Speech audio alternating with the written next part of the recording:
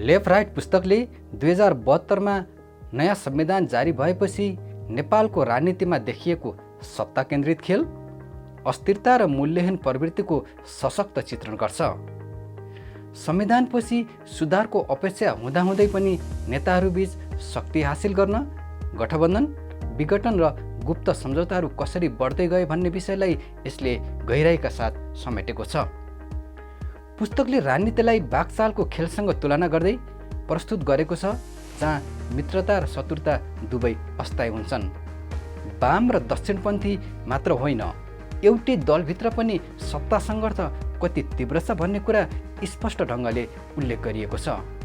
छिमेकी तथा अन्तर्राष्ट्रिय शक्तिको प्रभाव, आन्तरिक गुटबन्दी, भ्रष्टाचार र अवसरवादले लोकतन्त्रलाई कसरी कमजोर बनाउँदै लगेको छ भन्ने कुरा यस किताबमा प्रभावकारी रूपमा उठान गरिएको छ। मुख्य नेताहरूको भूमिकाले सत्ता खेललाई कहाँबाट कहाँसम्म पुर्यायो भन्ने घटनाक्रमलाई पुस्तकले समेटेको छ र वर्तमानको विश्लेषणसँगै भविष्यका लागि गम्भीर चेतावनी दिएको छ। राजनीति आवश्यक छ, तर अराजनीति घातक हुन्छ।